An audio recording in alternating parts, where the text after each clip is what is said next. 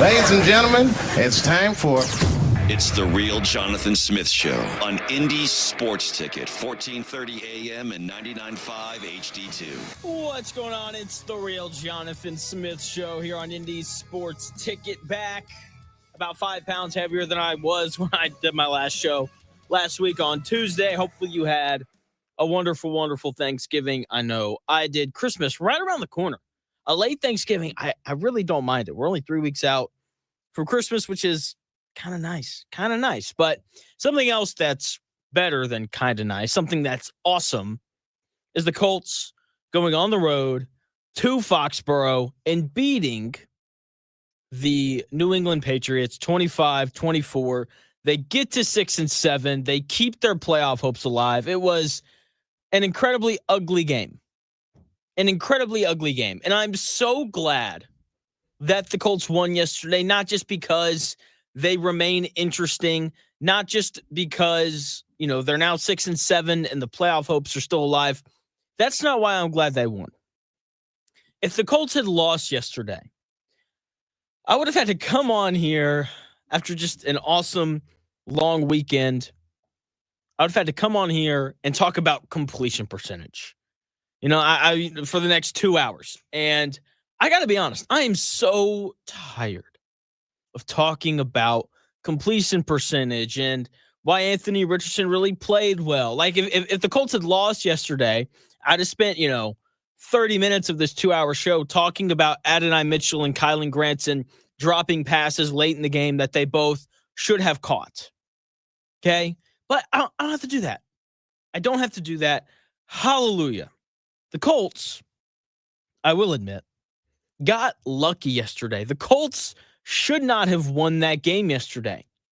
They lost the turnover battle because Anthony Richardson threw not one, but 2 bad interceptions. The second one in particular wasn't great. It was bad, right? Just forcing the ball to Alec Pierce, who was clearly covered up by one of the better cornerbacks in the NFL in Christian Gonzalez. So that second interception, bad. The first one, he didn't layer it well enough, whatever. The turnover that the Colts did force, a large part of why they won, was incredibly lucky. Great throw by Drake May. Hunter Henry going to the ground. Zaire Franklin hits him. Ball pops up and just kind of lands in Julian Blackmon's lap. And, the Colts prevent the Steelers from scoring points in that spot.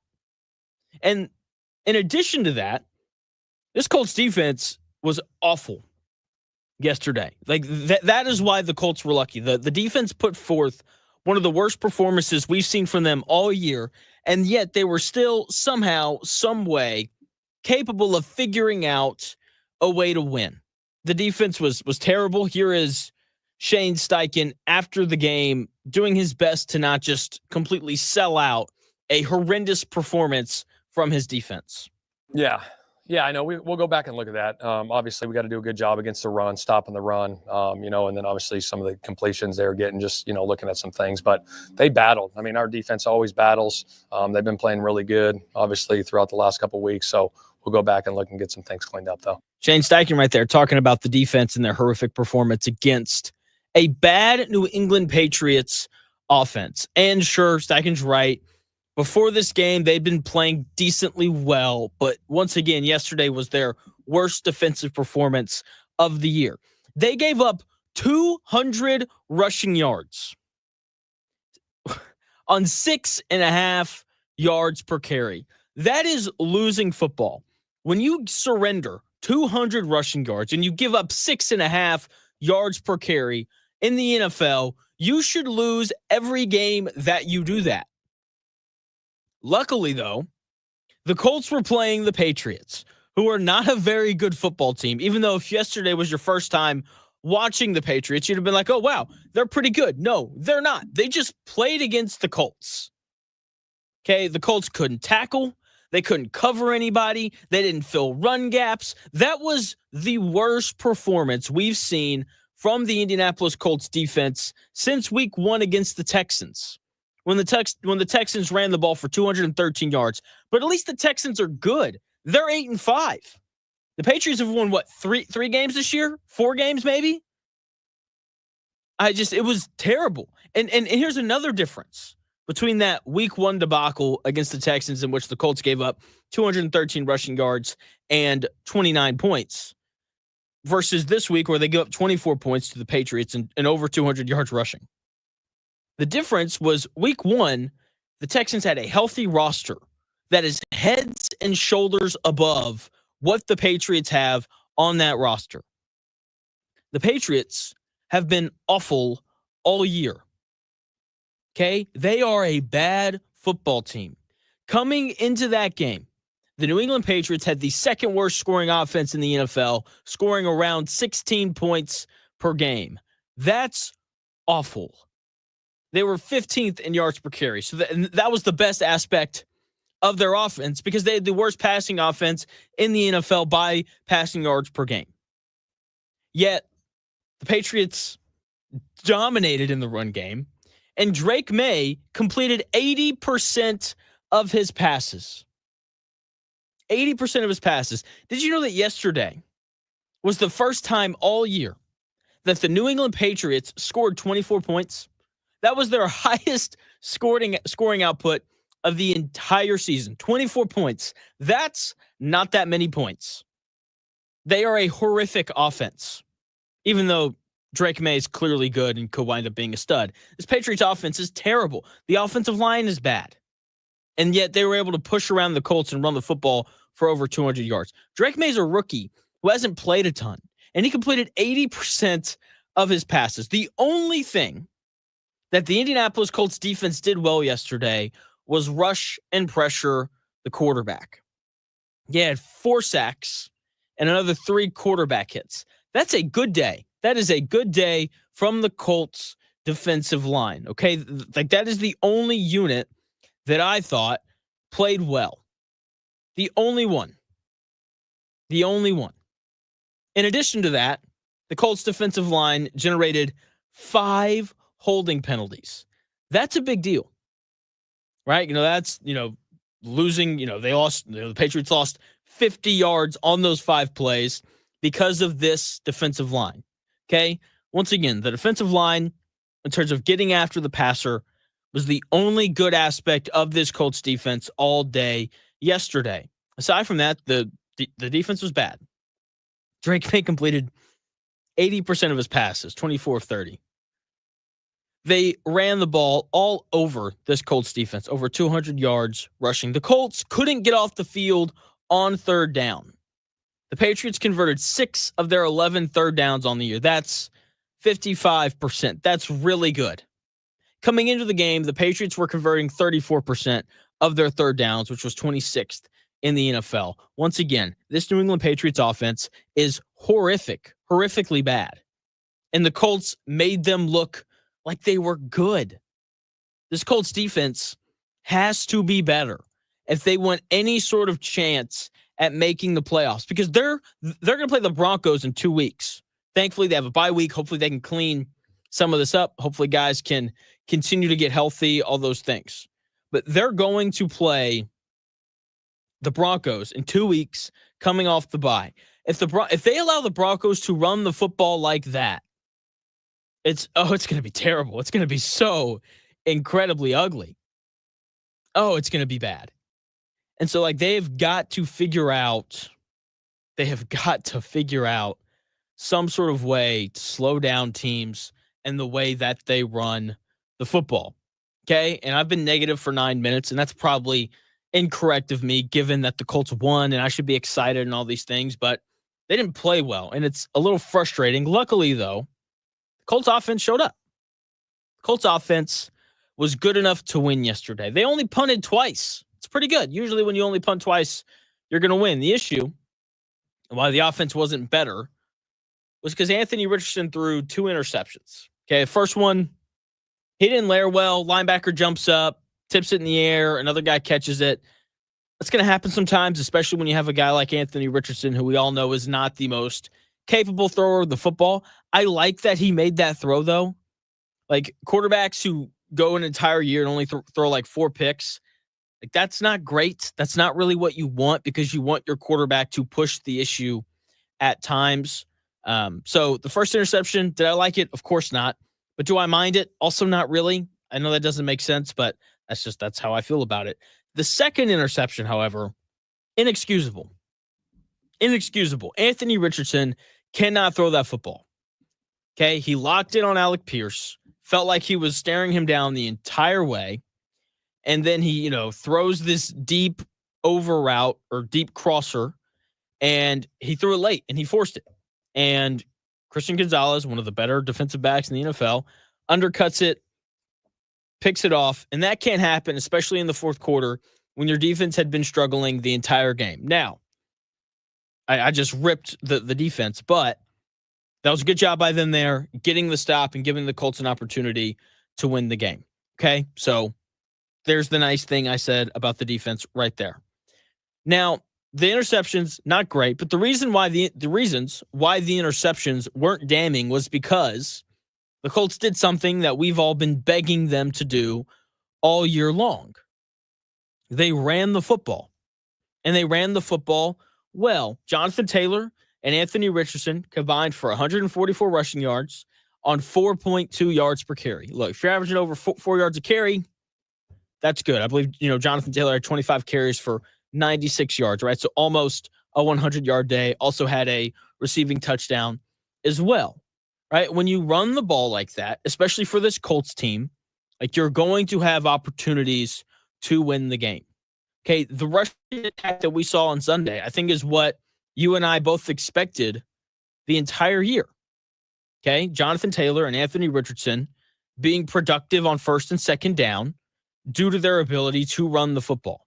That is what the offense should look like every single week. A lot of running the football. The offensive line, despite being taped together last minute, playing guys that they signed to the practice squad less than 2 weeks ago, like running guys like that out there and still finding success running the football and not giving up a single sack was incredibly impressive. Here is Shane Steichen after the game talking about just this offensive line and their ability to figure things out despite not practicing together a ton.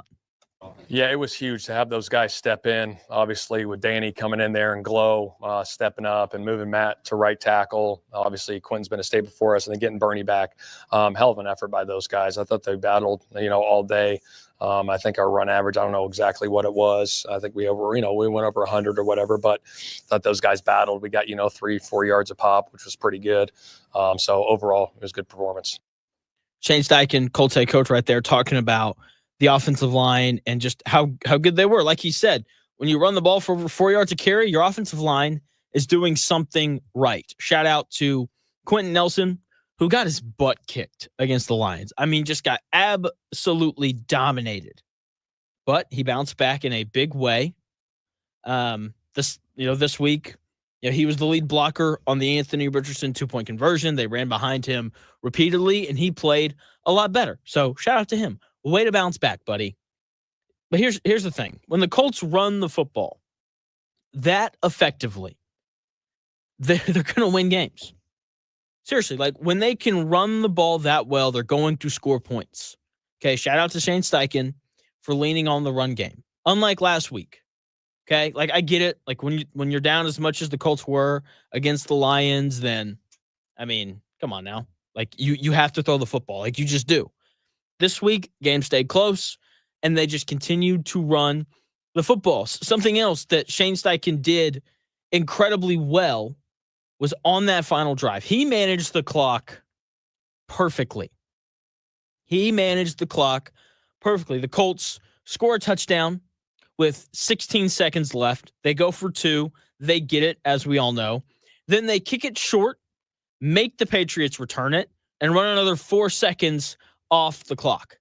Okay, like it was beautiful clock management from Shane Steichen and Jim Bob Cooter and the rest of that offensive staff to score with not enough time left for the Patriots to respond with a touchdown. Also, love the call to go for 2.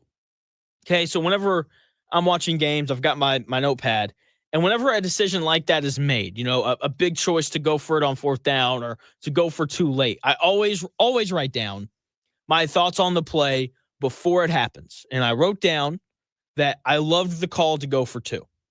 Okay, the offense wasn't perfect, but like they had success. The defense had been bad all game. So I agreed with Shane Steichen and his decision to go for 2 and to go for the win right there. Just a very well coached offensive game, a very well called offensive game from Steichen. We saw some screens mixed into Michael Pittman Jr., the first touchdown, a little play action, flip it out to Jonathan Taylor for an easy score. I thought it was a very impressive game from Shane Steichen. I thought he did a lot of things correct in terms of the timeouts and the clock management late and just the way that he called the offense. Anthony Richardson carried the football a decent amount. Jonathan Taylor had like 26 or 27 touches on the game. They ran some easy plays to get Michael Pittman Jr. involved, which was important because Josh Downs didn't play. Shane Steichen did a fantastic job with this offense yesterday, and the Colts defense, as rough as I was on them to start, gave up less points than the Colts offense scored. So I guess it's kind of hard to be upset. Anthony Richardson, though, is the star after that game yesterday. Okay, he is the star after that game-winning drive. My thoughts on him. We're going to do quarterback defense attorney when we come back here in about 4 minutes.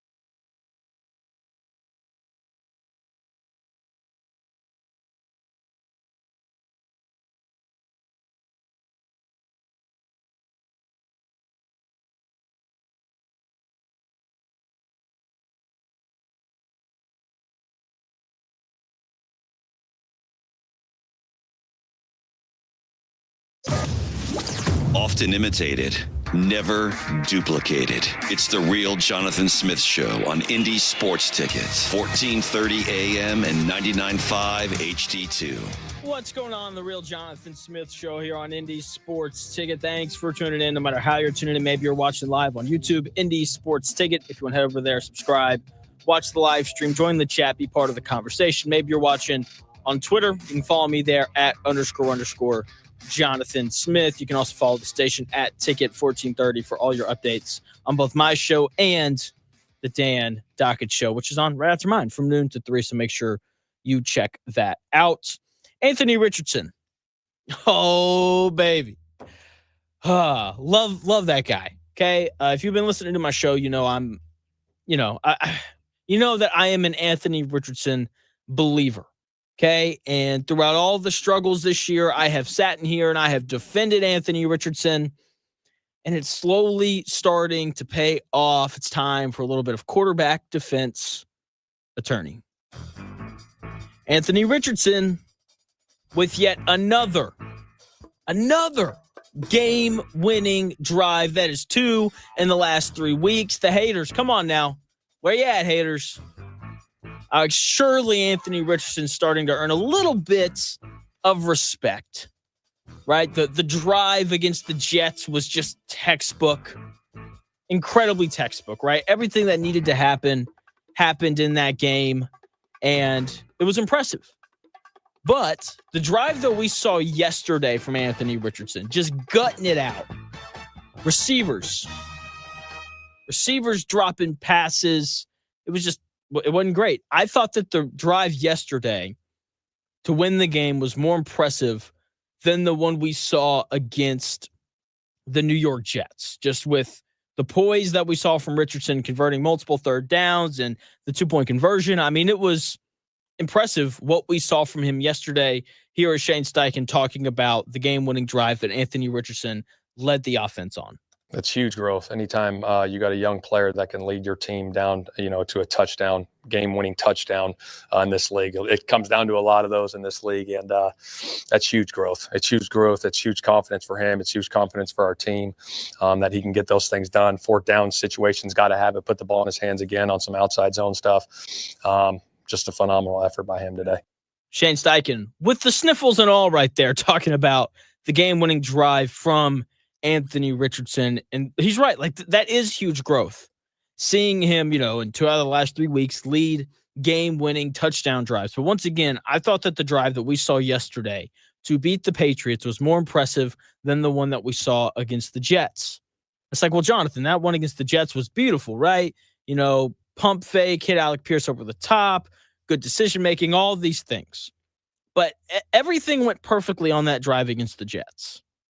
Yesterday, that drive against the Patriots, things went wrong. And he was still able to find a way to score a touchdown and lead and give the Colts the lead. Okay, A.D. Mitchell dropped a big play ball down the sideline. Kylan Granson dropped a big play ball, right up the seam. And it didn't matter. Anthony Richardson and the ability to bounce back after receivers drop passes and let him down is impressive, because there's a lot of 22-year-olds who would pout and be upset and blame other guys. But no, he just moved on to the next play, even though those drops have to be frustrating. Okay, and he moved on to the next play, and it allowed him to convert not 1, not 2, but 3 4th downs on that final drive and a 2-point conversion to win it. Anthony Richardson in this Colts offense, because it is a team game, they had 4 opportunities to roll over and to lose, right? Like they could have rolled over at any point and been like, you know what? I'm good. But no, they stuck with it. They played hard and they toughed it out. And Anthony Richardson was incredible on all 4 of these, game-losing opportunities, right? 3 of the 4 conversions between the 3 4th downs and the 2-point conversion happened because of Anthony Richardson's athleticism. Okay, the first one, the Colts offensive line breaks down. Anthony Richardson escapes the pocket to his right and finds Mo Alley Cox for 11 yards to convert the fourth down. The second fourth down conversion, they just called a straight up run play. They're like, you know what? We have to go 2 yards here. I don't think that there's a guy who's going to keep our big 6'3", 240-pound quarterback from picking up 6 feet. And he picked up more than 6 feet. He picked up 6 yards. The third one, the easiest one of the day. He just sits in the pocket, waits for Alec Pierce to outrun his defender, puts it right on the money. Alec Pierce, he catches it. Colts go, they score a touchdown. Colts go down 1. Then, on the 2-point conversion, we see more of this athleticism and just pure ability and talent from Anthony Richardson as he runs the read option and just runs it right up the middle and just kind of runs through dudes for 3 yards. The Colts go up, and they ultimately win the game. Okay, the game-winning drive yesterday fully showed us why the Colts took him.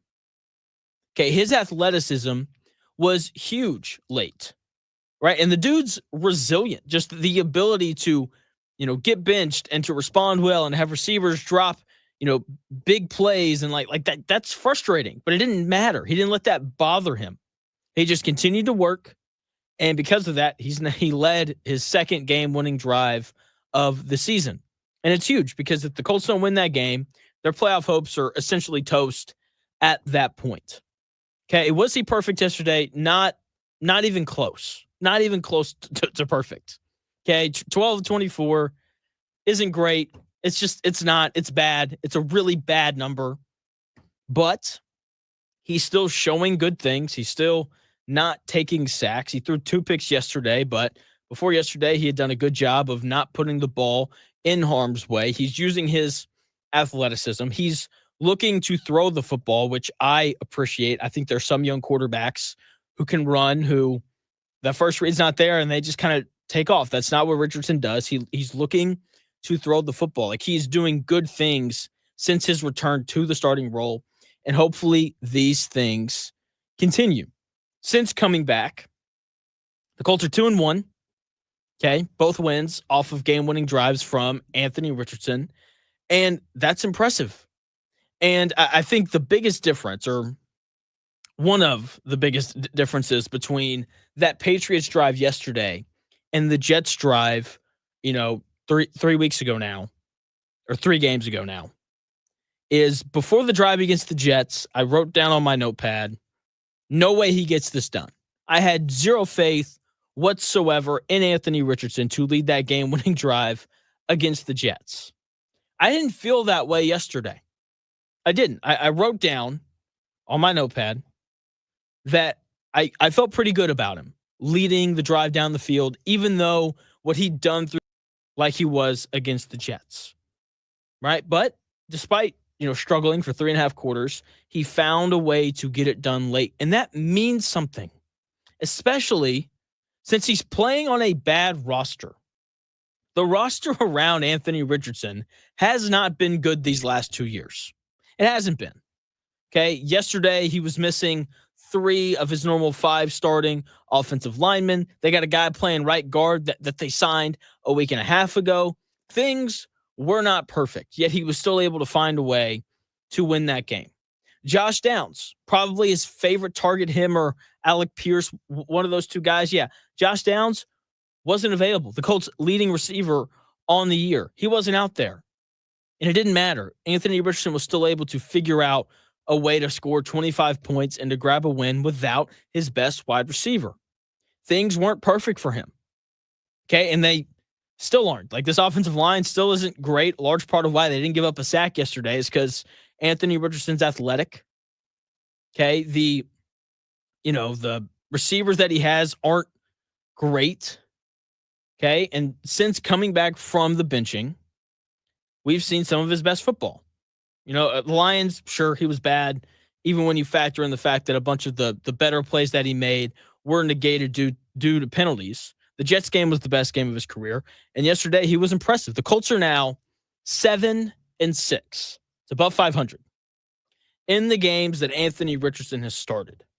Okay, given how bad Anthony Richardson has been in some of these games, and given how bad the Pro Football Reference looks whenever you look at his career numbers, it was incredibly surprising to see the Colts record in the games that he has played. Okay? Throwing the lack of talent. I mean, it's crazy that he's over 500 as a starter. The offensive line's been solid at best. His best receivers would probably be the second best receiver on a lot of good teams. Okay, the defense isn't good. Yet Anthony Richardson's over 500 in the games that he has started. Now, to be fair, it doesn't look normal the way that he wins games. It's very unconventional, kind of has a bit of a Tim Tebow feel to it, right? Where, you know, the passes aren't always there, but somehow, some way late, he just figures out a way to get it done.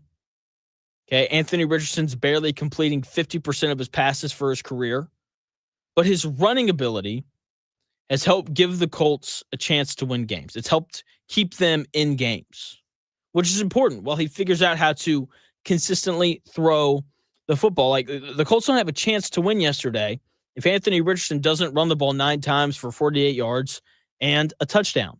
They don't have a chance to win yesterday if he doesn't run the ball in for a 2-point conversion. They just don't. And so, sure, it's unconventional. When he plays quarterback, it's not the prettiest thing that you will ever see, but he's getting better. And as of late, he has figured out ways to win. And this is all still with a lack of reps. He started 13 games. He started and finished, I believe, 9 or 10 games now. Okay, I don't know if Anthony Richardson is going to be the Colts starter for the next decade. I don't. Like, we haven't seen enough, and what we have seen hasn't been great. But based off of what we've seen these last 3 weeks and the glimpses of potential greatness that we've seen from him, the Jets game, the game-winning drive yesterday, I do believe that he deserves to be the starter next year and that the Colts do not need to draft another quarterback. Now, he's shown enough since the benching that he should get another chance next year, unless things completely unravel down the stretch, which is very possible. The Colts still have 3 or 4 games left. They're what, 6 and 7? So what? Yeah, four games left, right? And, you know, he could be awful the last 4 games, and the Colts lose their last 4 games of the year. If that happens, then, you know, my opinion will likely change, because if you lose to the Jaguars twice in the same year, and if you lose to the Titans, especially this awful version of the Titans at home, then, you know, you probably don't deserve to be the starter next year. But he's been good since coming back from being benched.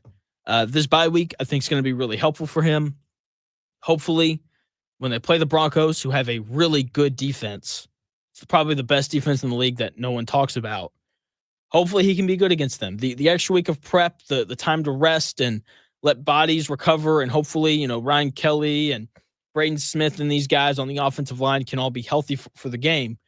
Like, he has an opportunity next week to further show people that he deserves to be the guy going forward. Because if he wins next week, you're 7-7 with a real chance at making the playoffs.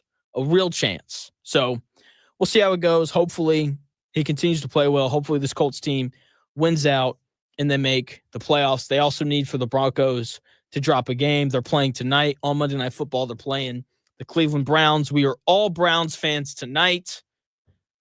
And hopefully, you know, Jameis Winston has a little bit of magic left in him. Speaking of magic, Purdue basketball has it. Indiana basketball does not. Indiana basketball was incredibly disappointing over the course of Feast Week. 1-2, crushed by Louisville, crushed by Gonzaga, and then they bounced back in the 7th place game against Providence. My thoughts on Indiana basketball and their struggles when we come back here in about 4 minutes.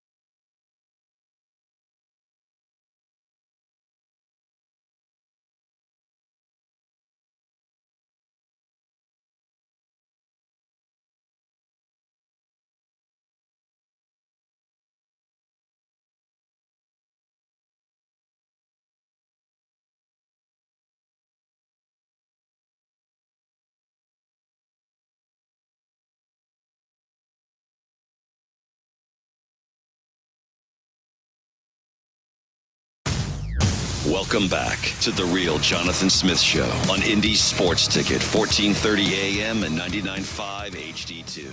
What's going on? The real Jonathan Smith Show here on Indy Sports Ticket. Hopefully you had a nice Thanksgiving, Christmas right around the corner, like 3 weeks away. Just kind of crazy. I had a really good break. Just did a lot of entertainment-related things. I went out. I watched the new Gladiator movie. Really good, really entertaining. Has Denzel Washington ever been in a bad movie? The answer to that question is no. If he has, I haven't seen it. So as far as I'm concerned, no. He's never been in a bad movie. Went and saw that.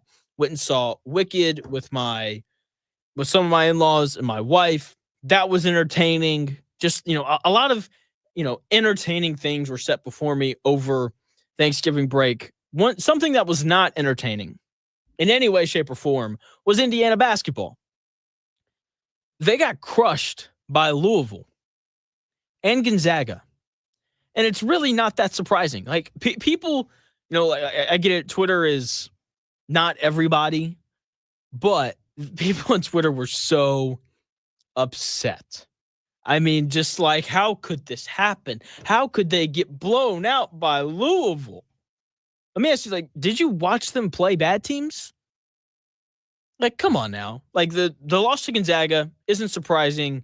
That's what should have happened, because Gonzaga appears to be one of the 5 best teams in the country. They are loaded. They can score at almost every spot. Ryan Nimhard is really good. Khalif Battle is really good. Mark Few is one of the best coaches in the country. They had better players. They should have beaten Indiana. They should have. They're just better. No way around it. But Louisville, that loss doesn't make any sense whatsoever. Okay, I watched Louisville play Tennessee earlier in the year. Tennessee crushed them. Game was not close. Okay, so after watching that game against Louisville, it's pretty apparent Louisville's not bad.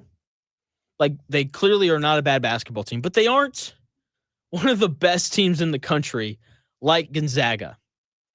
Okay, the defense played there by the Hoosiers wasn't good. They let Chucky Hepburn do whatever he wanted offensively. They let Ryan Smith, who from the moment that he sat down at the scorer's table, it was obvious what he was going to do. He was going to come in and chuck up threes. They let him shoot 9 of them in 23 minutes of play. He made 4 of them. Okay? When you defend that poorly, you are going to give up 89 points. Then you couple this bad defensive performance. You couple that with one of the worst offensive performances I've ever seen from a basketball team, which this is the unsurprising part. Trey Galloway was terrible. He and Kanan Carlisle, the transfer that was going to come in and make Indiana better because he was good at Stanford last year. Kanan Carlisle. Yeah. Carlisle and Galloway combined for 0 points in 34 minutes of play. It's not very good.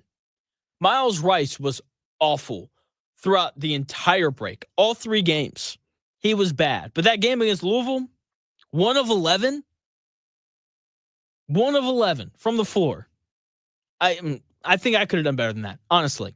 Okay? Bryson Tucker, the impact freshman, the guy that was going to come in and change everything. Yeah, he wasn't very good either. 2 of 9. Not good at all. So much for him being that impact freshman that everybody thought he was going to be. But my biggest bone to pick is with Miles Rice. Because Miles Rice was supposed to be the guy. He played good against Tennessee in a scrimmage. Oh, he's going to be amazing. That is what some, not all, but some Indiana fans were saying. And then in this tournament, against Indiana's probably 3 best opponents this year, Miles Rice was nothing short of awful. Nothing short of the worst player for Indiana. 4 of 25 from the floor over the course of 3 games. 4 of 25 for 11 points, over the course of 3 games simply isn't going to cut it, especially if you're supposed to be the guy, if you're going to have the ball in your hands as much as Miles Rice does. Like, you just 4 of 25. It's just in 3 games just simply isn't going to cut it. That's, around 8 or 9 shots a game. I just it's bad. There's just no other way to put it. So he was awful. Then you got Trey Galloway, who was non-existent against Louisville. 0 points, 0 assists, 0 steals, 0 blocks, 1 rebound, and 2 turnovers. I played better, and I sat at home. Seriously, Trey Galloway had as many points, assists, steals, and blocks as you and I did. And he only had 1 more rebound than you and I did. Okay, so he wasn't good against Louisville. He was bad against Gonzaga, but at least he showed up against Providence. 18 points, 5 assists. There's a photo of what someone says is Trey Galloway at a casino or whatever at like 1 a.m. before the game against Louisville. I don't know if that's real or not. Honestly, I kind of doubt that it is, but maybe that's what happened. I don't know, but this team's just not very good. But when it comes to Trey Galloway, at least he found rhythm at some point. At least at some point he played well. He played well against Providence. Great. Miles Rice found no rhythm. Didn't play well at all. And he was supposed to be the guard that changed things for Indiana.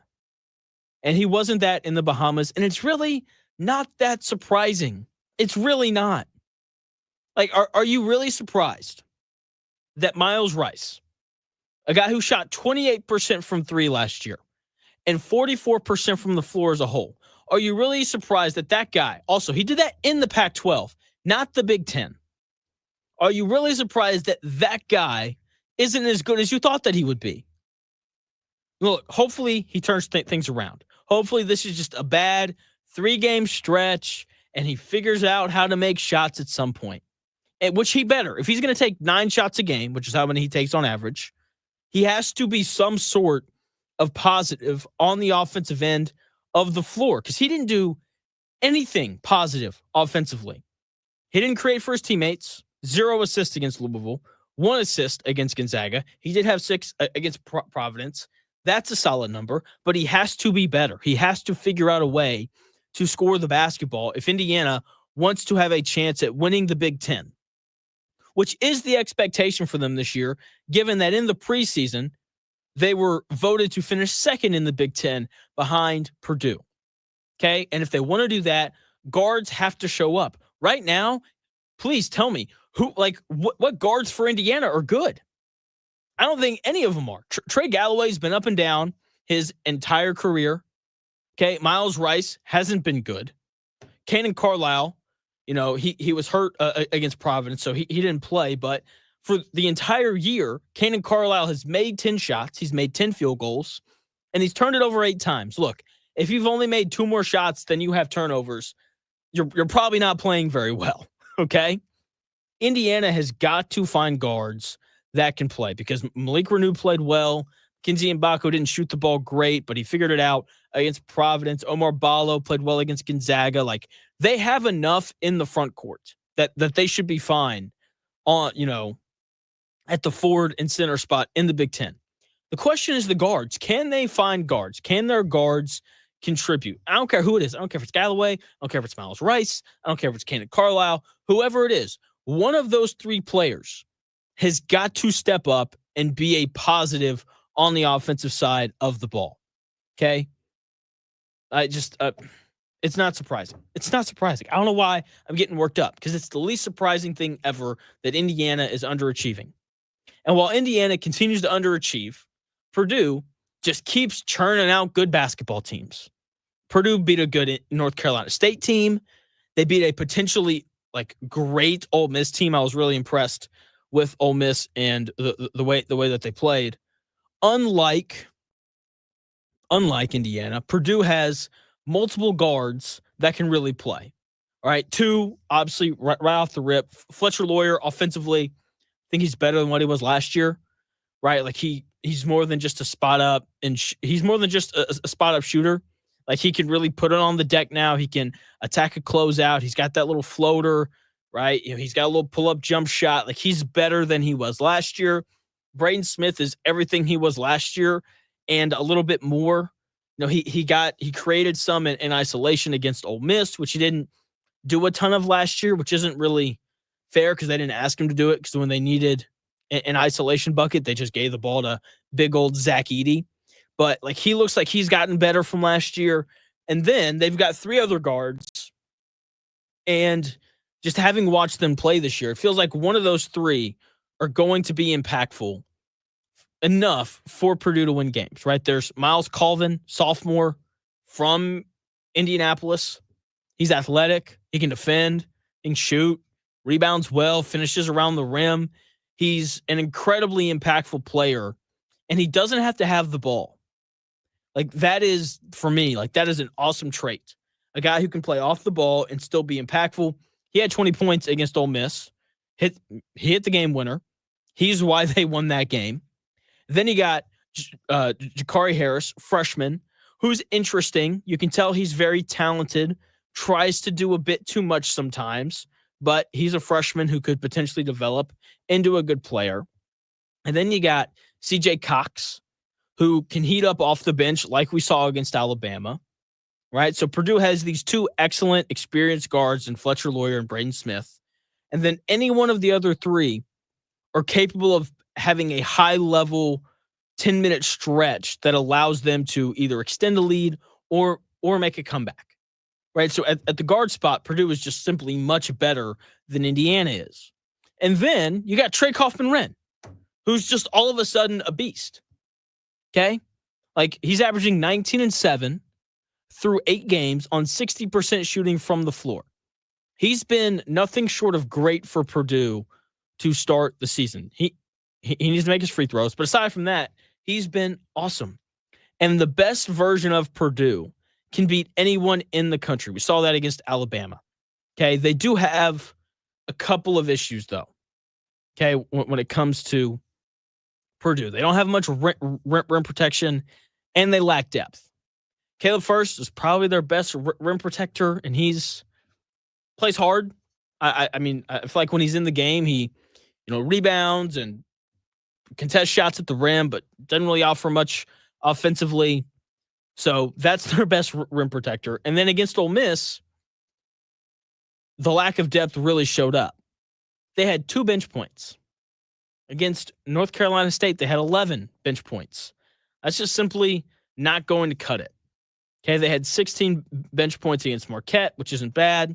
Then against Alabama, they had 27 bench points, and they won that game, barely. Right, that is the best version of Purdue right there. Right, so the bench scoring for Purdue is going to be kind of sporadic. So they're going to have to find someone who can come in off the bench and really produce, right? Because if everything is dependent on Braden Smith and Trey Kaufman-Renn being on the floor, as good as those 2 players are and have been, that's just not enough offense. Like, they have to have someone else come along to really contribute if they want to be a team that can win the Big Ten, because there's other really good teams in the Big Ten this year, like Oregon. That team's really good. They beat Texas A&M by 10. They've got a win over Alabama. Alabama's really good, right? So Oregon, like, that's going to be a really tough opponent entering the Big Ten this year. And then you've got Wisconsin, who's really good. They beat Arizona by 15 earlier in the year. Okay, they're going to play Michigan tomorrow night. That game's going to be interesting because Michigan's really good as well. And then they play at Marquette, I believe, on Saturday. And so we're going to learn a bit about, Wisconsin coming up here in the next couple of days. But so far through, 8 games, it appears that Oregon, Wisconsin, and Purdue are the 3 best teams in the Big Ten. Okay, that's what it appears, at least. And for Indiana, if they want to enter that conversation, they have to find production from their guards. I mean, it's really that simple, right? When your best guard is Miles Rice, who's averaging 10 points a game and not shooting the ball well at all, like, you have issues. You just do. And until Indiana can solve the issues that they have at guard, they aren't going to win very many games. There's just no way around it. Yeah. So Indiana, though, Indiana fans, if you want to, as of right now, you can ignore college basketball because Indiana football is awesome. They beat Purdue 66-0, beat them so badly that Purdue had to fire Ryan Walters. And look, it's not surprising. Purdue got shut out like 3 times this year. They went 1-11. They didn't win a conference game. The only team that they beat was Indiana State.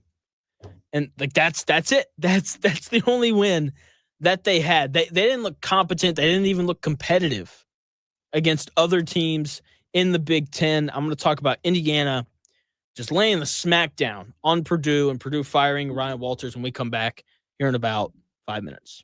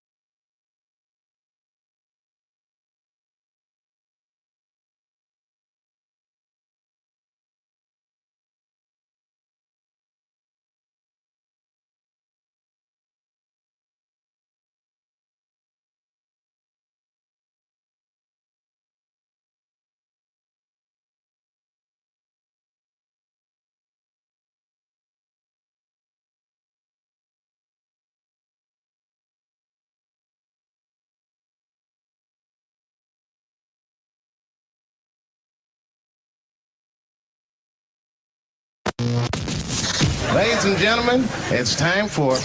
It's the Real Jonathan Smith Show on Indy Sports Ticket, 1430 AM and 99.5 HD2. What's going on? It's the Real Jonathan Smith Show here on Indy Sports Ticket. Hopefully you're having a nice day. Hopefully you had a nice Thanksgiving. Ryan Walters didn't.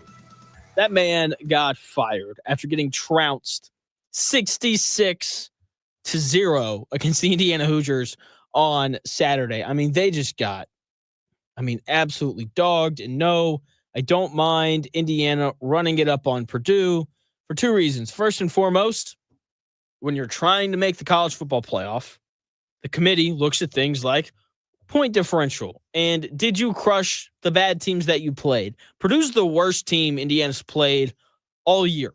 They needed it to blow them out because if they'd won, 35-7 or something, then you leave the door open for the committee to be like, oh, you only beat Purdue by 28. You didn't cover the 30-point spread. We're going to leave you out. Like now, that's not even a question. Indiana crushes Purdue. The fake punt, I found it to be hilarious. I love rivalry weekend because of things like that. Like Indiana wasn't going to do that against Northwestern or anybody else. They were only going to do it to Purdue. And I just found it so incredibly funny. I mean, they just beat the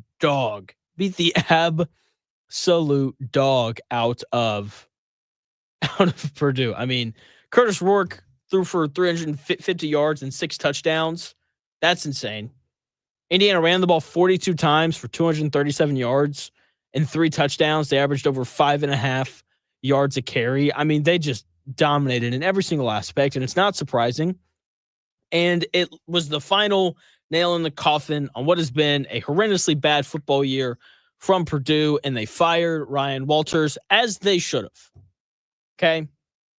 They never should have hired him in the first place. Look, I've never had to hire a head coach before, so maybe I don't know. Maybe I don't understand.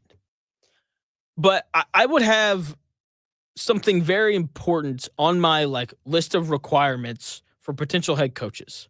And that is head coaching experience. Okay? When you hire someone who has no experience, what do you expect? Seriously.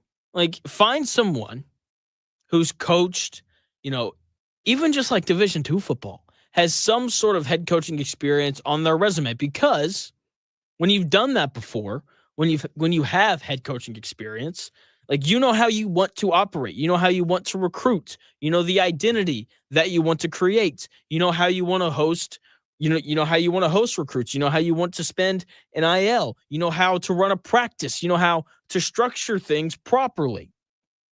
And when you're trying to learn how to do all that and win football games in the Big Ten, the second best conference in the country, that's really hard. It's hard on its own to win games, even when you know how you want to do all the extra things outside of preparing and actually coaching. Okay? So Purdue, a little bit of advice. No matter what you do here, I don't care who you hire next, just make sure they have a little bit of head coaching experience. For you, you have a job somewhere doing something. What's the hardest job to get? Your first one, when you come out of college and they're like, do you have any experience? And you're like, no, I have a piece of paper that says I went to school for 4 years and completed all these classes. And eventually you find an employer who's desperate enough to be like, okay, that works. And then they hire you. And it's probably to a role that's not very important. But once you're there for 4 or 5 years, you can then send out your resume with all this experience on it, and you can then land a better job. That is the reality of how the workforce in America works. And Purdue was like, we're going to ignore that. Let's hire a guy who was a defensive coordinator at Illinois. Now, to be fair to Ryan Walters, he was a good defensive coordinator at Illinois, but being a good defensive coordinator is not the same thing as being a good head coach. It's just not. So Ryan Walters, hopefully, look, he'll probably get another job somewhere as a defensive coordinator. He'll do a good job because he was a good coordinator when he was at Illinois. Will he get another head coaching job? I don't know. Probably not for 5 or 6 years. but he'll do better at wherever he's at next because he actually has experience of being a head coach now. So Purdue, whoever you hire someone who has some head coaching experience. Now, something else that I would like to talk about that happened over the weekend in the world of college football that I think is important to talk about because it was, a really big topic. I have no issues whatsoever with college football teams planting flags when they went on the road against their rival. Look, rivalry weekend, the last weekend of the sport, or at least the last weekend of the regular season of college football. It's always awesome. Always. Okay? Like there's always upsets. Michigan over Ohio State. That's the big one. Syracuse over Miami. Like it's always one of the best weekends of the sport, and the games are always great. They just are. Ohio State versus Michigan is always entertaining. Alabama versus Auburn is usually entertaining. Texas versus Texas A&M. Like awoke people in that state even more than normal. Okay? And so on. Like games between rivals are always great. They just are. And part of what makes them great is the pride that is in college sports like nowhere else in the world, especially college football. So, these teams are going on the road to play their rival, and they're planting the flag. And this led to several post-game fights between teams because the home team would lose, and the visiting team would take their flag and put it in the middle of the field. We saw Florida do this to Florida State. We saw Arizona State do this to Arizona. We saw North Carolina State do this to North Carolina.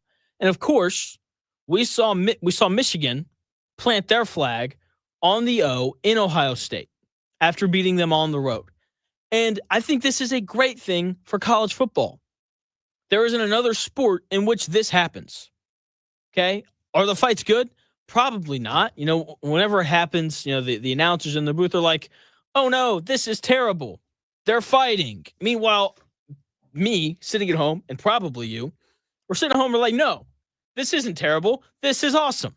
Okay? Is it the best thing in the world? Probably not, but let's be honest. All these guys are wearing helmets and shoulder pads. None of these guys are going to get hurt. Okay? Like something insane would have to happen for someone to like legitimately get hurt. And honestly, I'm at a point where I'm just like, you know what should happen more often? Visiting teams should plant their flags. Like they should, no matter who they're playing. I remember when Ohio State went on the road to Norman and they beat Oklahoma on the road. And Baker Mayfield was playing quarterback at that time. Baker Mayfield got incredibly upset over, Ohio State planting the flag. But he lost. So what can you do about it? You can go on the road next year, like Oklahoma and Baker Mayfield did. You can go on the road next year and beat them on the road. That's what happened. Oklahoma beat Ohio State on the road the following year, and Baker Mayfield planted the Oklahoma flag at midfield in Columbus. It was awesome. Stuff like this makes college football even more entertaining than what it already is. Okay, if you're an Ohio State fan and you don't like how Michigan planted their flag in the middle of your field, then two things. One, win the game. Okay? Do you know who didn't plant a flag at midfield? Arkansas. Because Arkansas went on the road, they played Missouri, and Missouri won. And because they won, guess what? Arkansas didn't get to plant their flag. So that's the thing first and foremost. If you don't like it, then win the game. Okay? If you're Ohio State and you're upset at them planting the flag, win the football game. It's really not that complicated. Go win the game, and you don't have to worry about this. Okay? Also, next year is going to be awesome between Ohio State and Michigan because that game is going to be in Michigan.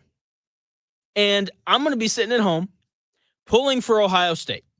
No doubt. Because if Ohio State wins that game on the road next year in Michigan, guess what's going to happen? Guess what's going to happen? Ohio State is going to walk to midfield with their flag, and they're going to plant it right on the M. And it's going to be awesome. It's going to be incredible. It just adds another layer to the rivalry. Okay, so I think we need more flag planting in the sport.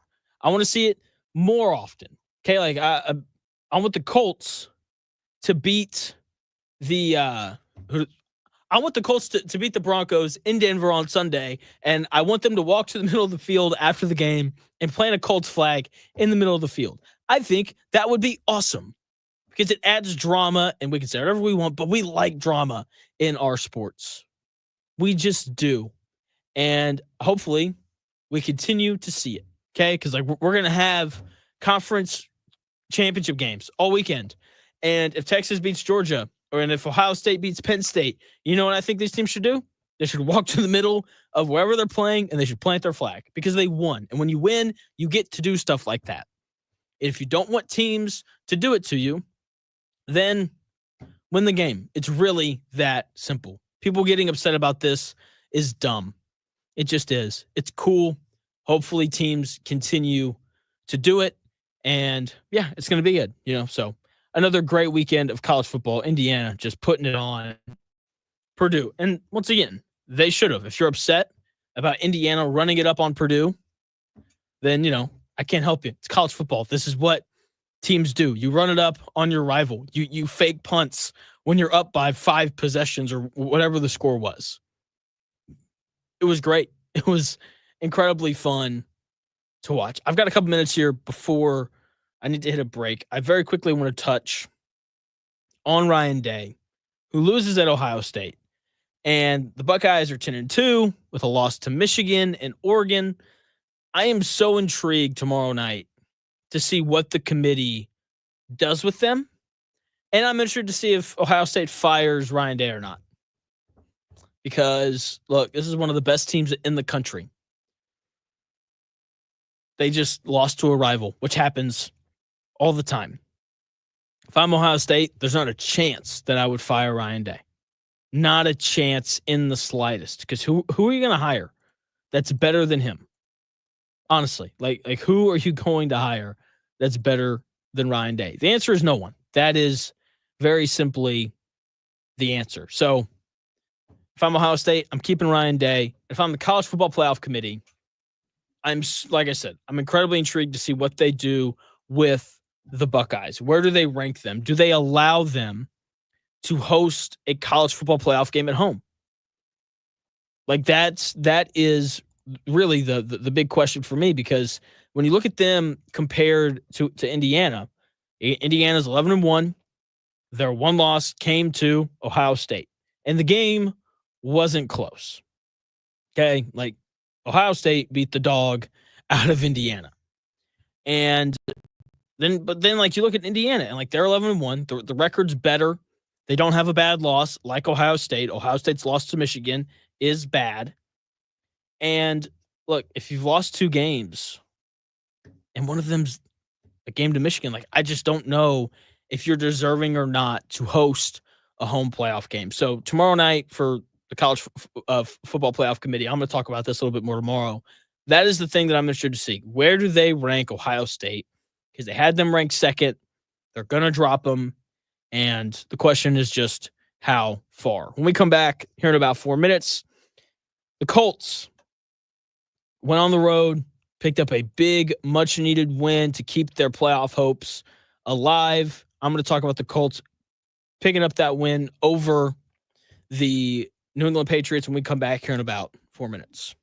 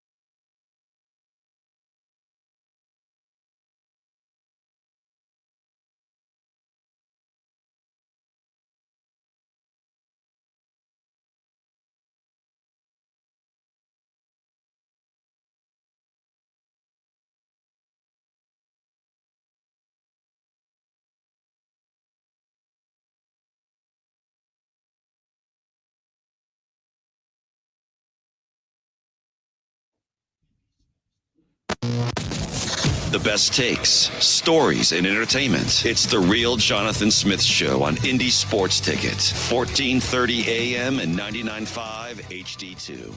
What's going on? The Real Jonathan Smith Show here on Indy Sports Ticket. Hopefully you guys had a nice Thanksgiving, Christmas, only a few weeks away. Hopefully you're geared up and ready to go for that. And hopefully we're still watching Colts games. We're still highly engaged in everything going on with the Colts around that time. So Colts go on the road yesterday and they pick up a much needed win over the New England Patriots, 25-24. And I'm so glad that the Colts won yesterday. And not just because them winning keeps their playoff hopes alive, not just because them winning keeps them interesting. And when they're interesting, more people tune in. Speaking of which, we got 1,300 people watching in total between YouTube and Twitter right now. Believe that that's a record. So thank you so much for tuning in. It is greatly appreciated on every day from 10 to noon right here on Indy's Sports Ticket. So anyway, but the real reason why I'm glad that the Colts won yesterday is because I don't have to talk about completion percentage.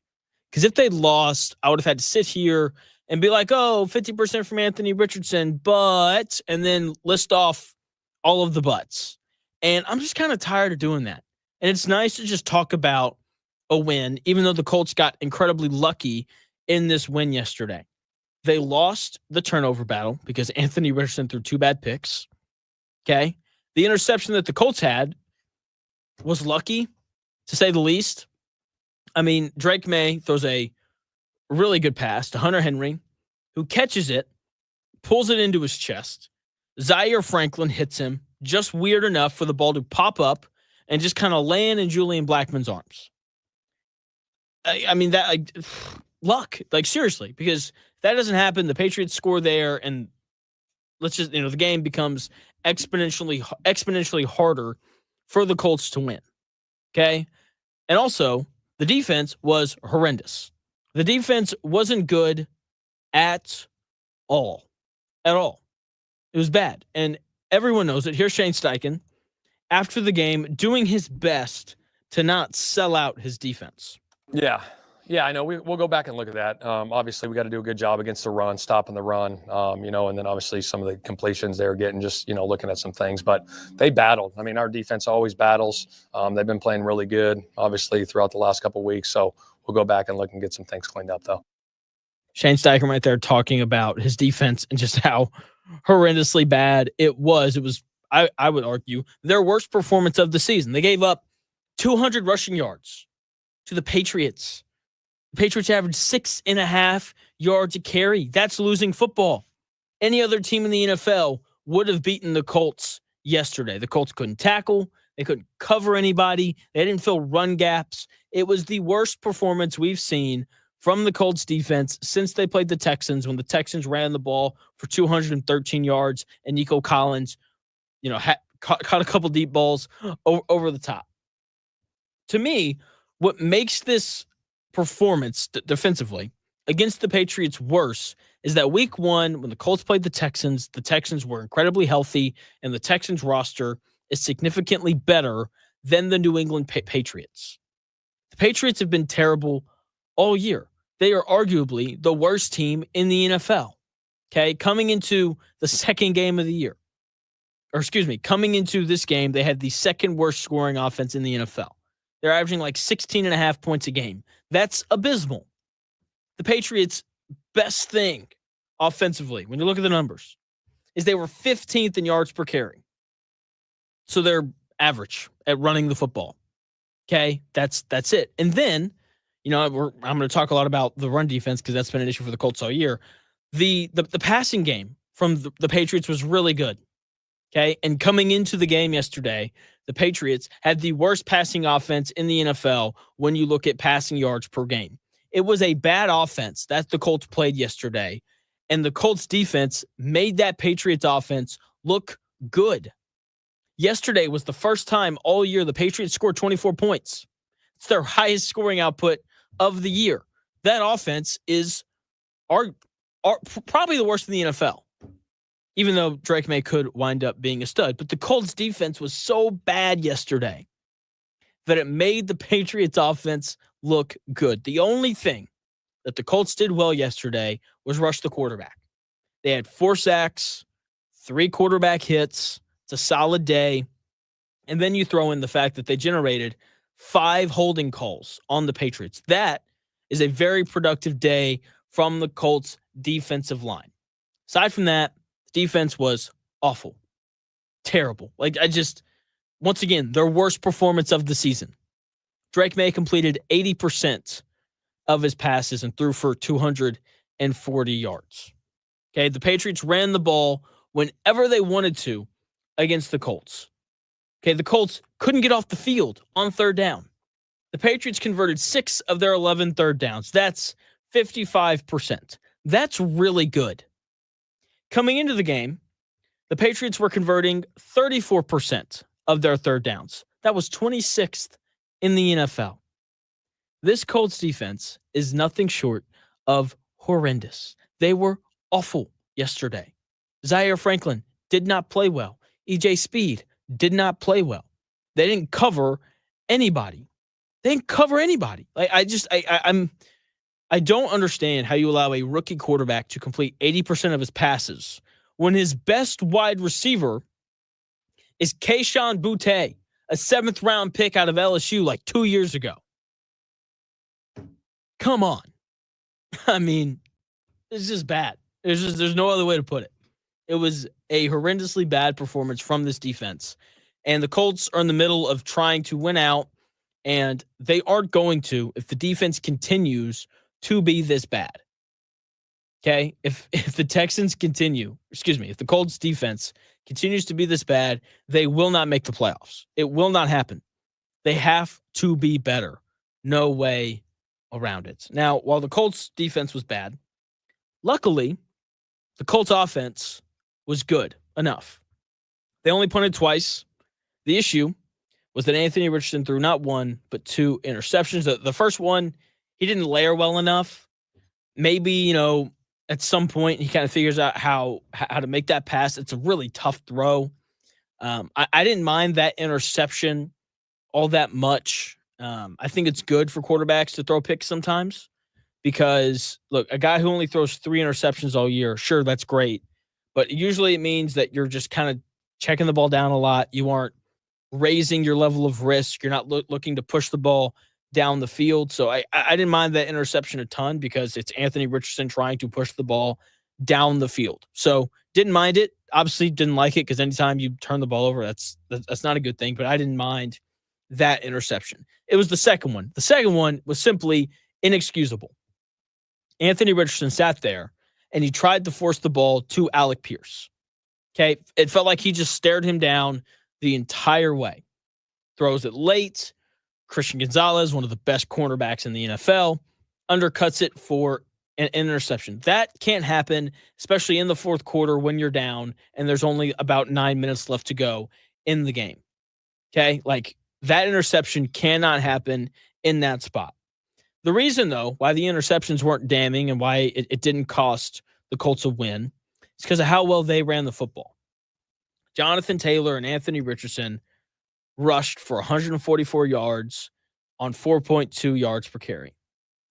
That is what the rushing attack between Anthony Richardson and Jonathan Taylor should look like every single week. Anthony Richardson had 9 carries. Jonathan Taylor had 25. Okay, the offensive line was surprisingly good, considering that they put it together with duct tape and glue. Okay, here's Shane Steichen after the game talking about the impressive performance from the offensive line on Sunday. Yeah, it was huge to have those guys step in, obviously, with Danny coming in there and Glow stepping up and moving Matt to right tackle. Obviously, Quinn's been a staple for us, and then getting Bernie back. Hell of an effort by those guys. I thought they battled, all day.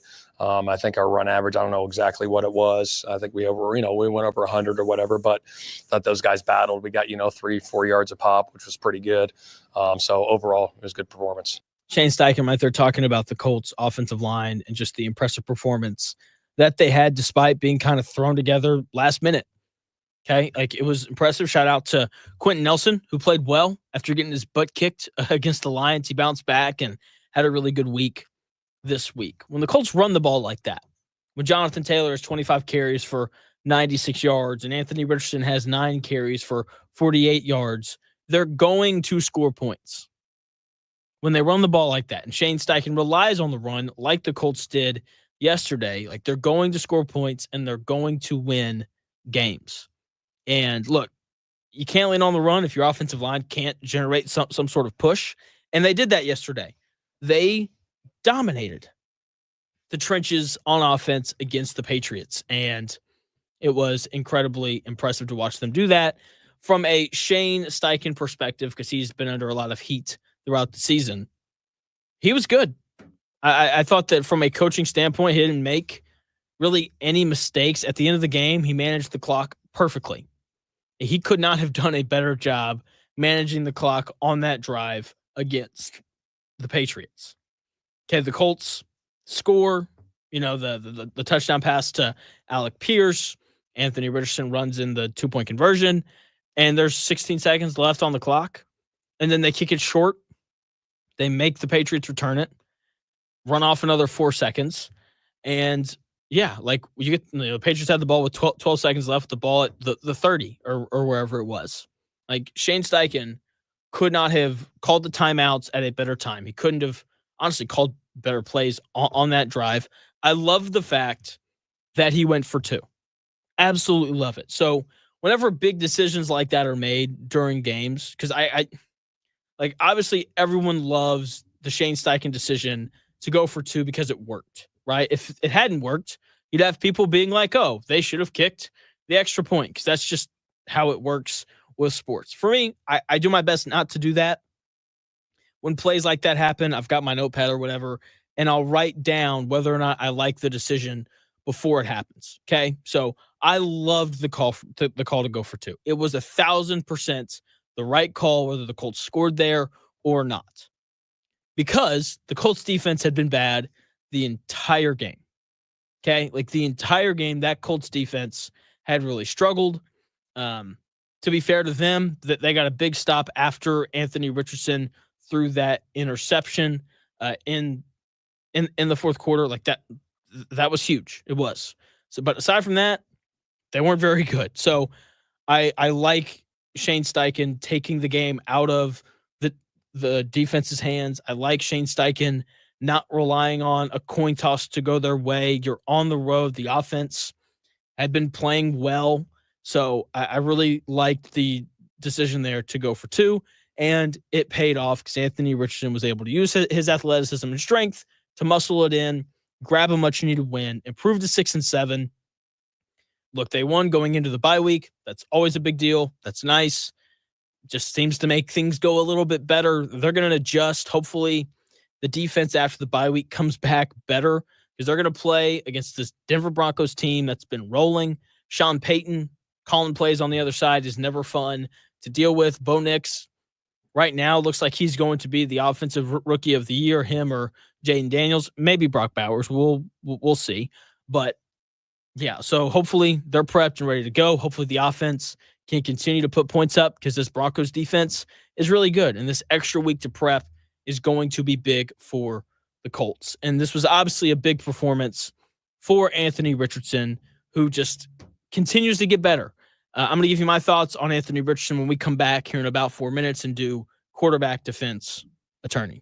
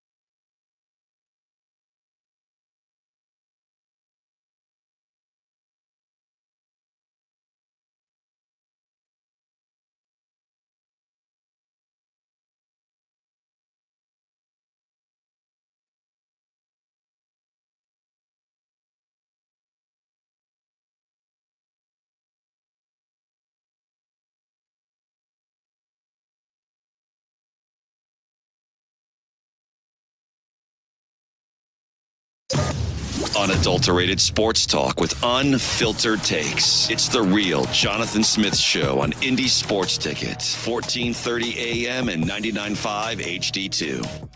What's going on? The real Jonathan Smith Show here on Indy's Sports Ticket. Thanks for tuning in, no matter how you're tuning in. Hopefully you had a nice Thanksgiving. I know I did. Ate a lot of good food, put on some weight. That's okay. We're going to go to the gym today and probably not tomorrow or until after Christmas. And that's okay. I'm going to eat a whole bunch of good food. It's just, I had a great Thanksgiving. Hopefully you did as well.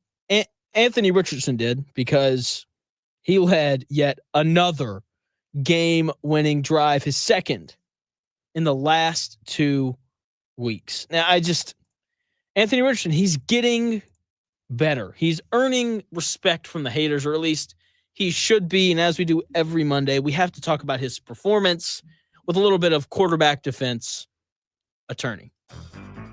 Anthony Richardson, another game-winning drive. That is now 2 in the last 3 weeks. The drive against the Jets was prettier. Okay, a little bit more passing, but this one, man, he just gutted it out. Okay, I mean, it was impressive. Things didn't go his way, yet he was still able to figure out a way to get the Colts the win. He was still able to figure out a way to get the ball in the end zone twice. Obviously, once on the touchdown pass to Alec Pierce, and then once himself on that read option run into the end zone. Here is Colts head coach Shane Steichen after the game talking about the performance from AR and that game-winning drive.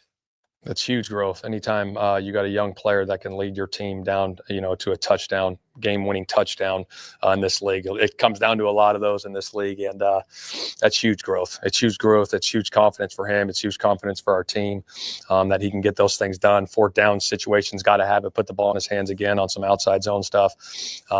Just a phenomenal effort by him today. Shane Steichen right there, sniffles and all, talking about Anthony Richardson and that drive down the field to beat the New England Patriots and to keep their playoff hopes alive. I was just incredibly impressed by Anthony Richardson yesterday, especially on that game-winning drive, because things went wrong and it did not matter. Things went wrong and he was still able to move the football down the field and score a touchdown. A.D. Mitchell dropped a big play ball down the sideline. Kylan Granson dropped a big play ball as well. And it did not matter in the slightest. Anthony Richardson converted 3 fourth downs on that final drive and a 2-point conversion to win it. Okay, there were 4 opportunities for the Colts to roll over and lose on that drive, and they converted all 4 opportunities. They refused to roll over. Okay, 4 guys needed to make plays, and Anthony Richardson did all 4 times. Okay, 3 of the 4 opportunities for the Colts to lose that game were converted because of Anthony Richardson and his athleticism. Okay, so on the first one, it's 4th and 2. Guy, comes free up the middle. Anthony Richardson escapes to his right. He avoids a sack, and he finds Mo Alley Cox for 11 yards to convert that first 4th down. The second 4th down, it's 4th and 2 again. And Shane Steichen was like, you know what? Anthony Richardson is 6'3", 240 pounds, and he's fast, and he's physical. So we're just going to run him left behind Quentin Nelson. And he ran for 6 yards. Okay? That only happens because Anthony Richardson is athletic. The third one, 4th and goal from the 2. The easiest of the 4th downs, and it was easier than the 2-point conversion that they converted. Offensive line does their job. They block. Alec Pierce comes running from right to left across the end zone. Anthony Richardson puts the ball right on the money. Alec Pierce makes the catch. Colts score. They're down 1. And then Shane Steichen goes for 2, as he should have. And he's like, you know what? Who are my 2 best players, right? Players, not plays. The 2 best players on this Colts offense with no Josh Downs is Jonathan Taylor and Anthony Richardson. So I don't think there's a better play call in that spot than to run the read option.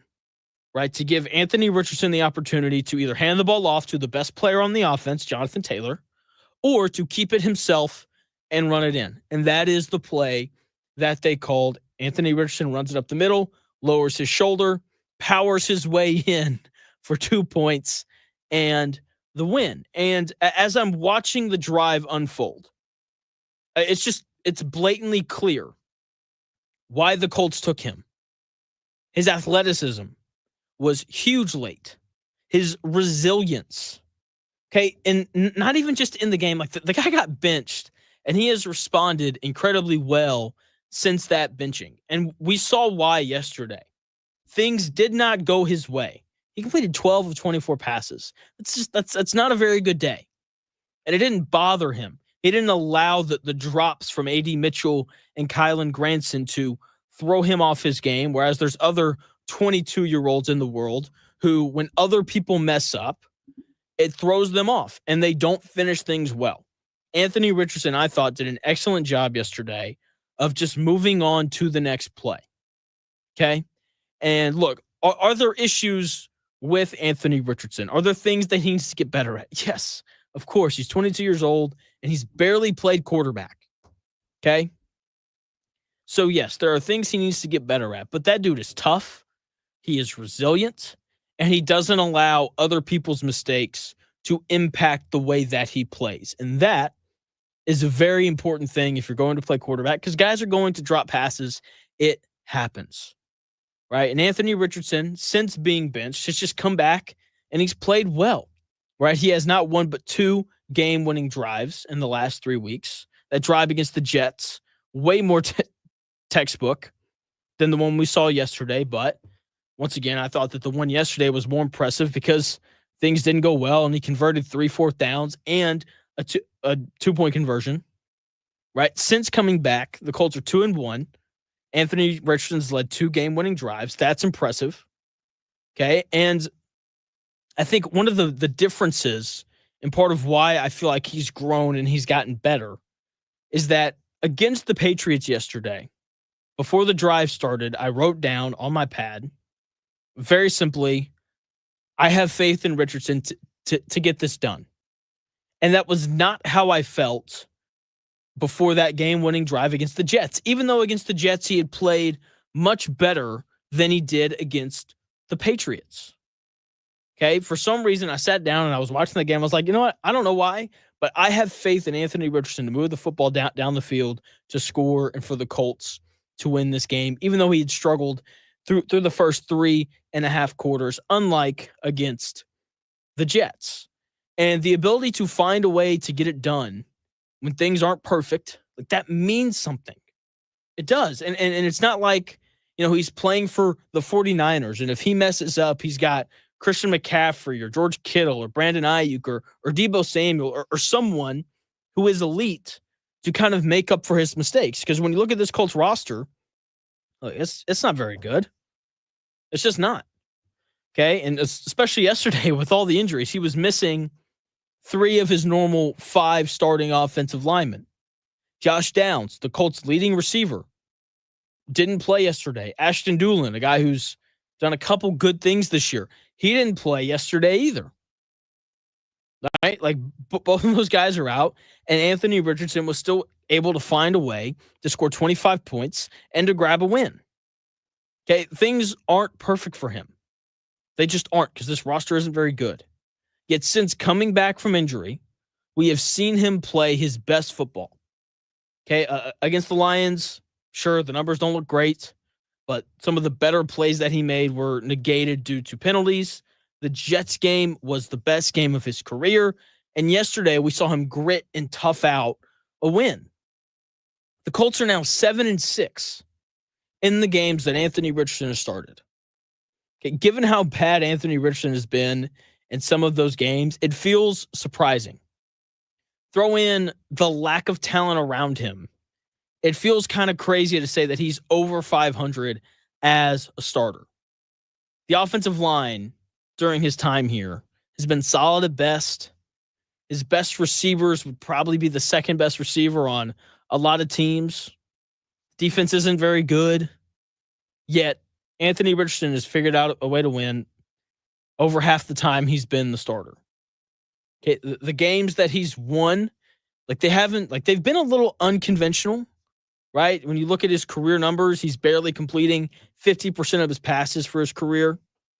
But his ability to run the ball, his ability to extend plays, his ability to avoid sacks has helped and allowed for him and the Colts to stay in games, right? Which is important while he figures out how to consistently throw the football, right? So, while it hasn't been pretty, Anthony Richardson has figured out ways to keep the Colts in games and to score points. And this is all with a lack of reps, and the more reps he gets, he's going to improve. And look, I don't know if Anthony Richardson is going to be the starter for the next decade for the Indianapolis Colts. But as of right now, I do believe that he's going to be the starter next year. And I think that he's earned that based off of the way that he's played over these last 3 games. The way that he has responded to the benching has been encouraging. The way that he's responded, or the way that he responded yesterday when guys were dropping passes, is encouraging. That he's a resilient guy, and he undoubtedly deserves a chance to start again next year. Unless things completely unravel down the stretch, which is possible. Okay, the Colts could lose their next, 3 games, 4 games, however many games they have left. 4 games.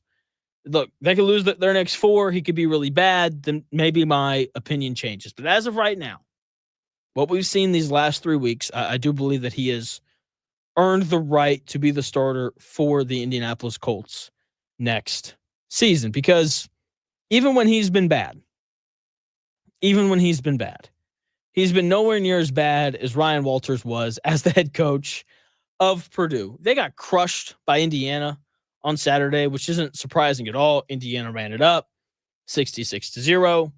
I've got no issue with it. The fake punt, no issue with it. It's rivalry weekend. This is one of the beauties of college football. This is one of the beauties of rivalry weekend. Okay? In the modern age of college football, it's important to blow teams out because the committee looks at things like that. Like, they just do. And the fact that Indiana beat Purdue 66-0, that's good for Indiana. So I don't blame them. Once again, it's a rivalry. Do I think that Indiana would have ran a fake punt of 35-0 against, Minnesota or Northwestern or Iowa or whoever? Probably not, but it's Purdue. It's your rival. So you do that. And when you say, before you've even coached a single game, when you get on the microphone and you say Purdue sucks, you got to show that you were right. Run up the score. Let's go.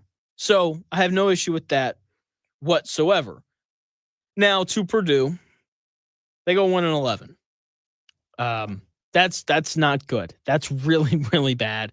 Hence why Ryan Walters got fired. And I'm not surprised that Ryan Walters struggled. I'm not. He went to he'd never been a head coach before. And because of that, when your first head coaching job is in the Big Ten, that is just that's hard. That is not an easy thing to deal with, right? Because whenever you're doing something new, even if you've done something adjacent, like be a coordinator, you still have things to learn. Okay, when I first started here, I'd produce shows for a few years, and that is adjacent to hosting, right? I saw someone host a show every day for a long time. Okay, but actually sitting in the chair and having to host a show is very different than sitting in the production chair.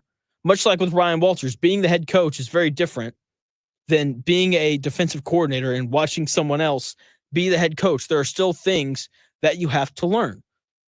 There just are. And so for me, when Mike hired me here, what did he do? He didn't throw me on from 10 to noon immediately. He didn't throw me on from 11 to noon immediately. He was like, Jonathan, you're going to host at night when nobody's on the road and nobody's listening, because chances are you're not going to be very good when you first start. And he was right. I was not very good when I first started, so he allowed me to develop in a lesser listened to time slot. And that is what Ryan Walters should have done. He should have taken a lesser job, go coach at the University of Charlotte, go coach at Indiana State, a lower level D1, figure out how to be a head coach, and then work your way up, right? He didn't have an opportunity to do that. They're just like, you know what? No, you're going to be a head coach in the Big Ten. You're going to have to play teams like Ohio State and Michigan and Penn State and now Indiana. Good luck figuring out not only how to be a head coach, but also how to beat those teams. That just feels like an impossible task. It just does. So for Purdue in this new head coaching search, I don't care who they hire. I don't care if they have Indiana ties. I don't care if they have Midwest ties. I don't care if they went to Purdue, whatever. I don't care. Hire someone who's been a head coach before. Hire someone who's been a head coach.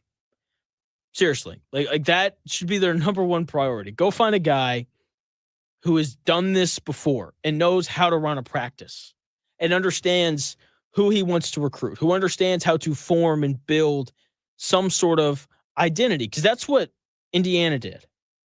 Look, you can obviously win at Purdue and Indiana in the sport of football because we just saw Indiana win 11 games. Okay, so Purdue, go find a coach who has coached somewhere before, right? Indiana went out. They found an older guy in Kurt Signetti who'd been a head coach for a long time. And he showed up. He gave Indiana this tough, chip on the shoulder kind of identity. What was Purdue's identity when Ryan Walters was there? They didn't have one. They weren't tough. Whenever you watched them play, they didn't hang their hat on anything. When you watch Indiana play, they hang their hat on running the football and stopping the run. They do those two things incredibly well. It jumps off the screen whenever you watch. Purdue had nothing like that. Okay, so go out, find a head coach who's been a head coach before, and hire that guy. Okay, I don't care where he's from. I don't care if he played. As long as he's been a head coach before, that is what they should look at. Simple as that. So we'll see what they wind up doing there in West Lafayette when it comes to hiring a head coach. Thanks for tuning in to the Real Jonathan Smith Show. So much stuff to go over. I'm going to do a bunch of stuff on the college football playoff tomorrow. You know, I can't wait. I'm very intrigued. We've got conference championship games coming up of this weekend, so we're going to talk about those kind of as the week progresses. But tomorrow's going to be a lot of Indiana football. We'll do Top 10 Tuesday like normal, all those things.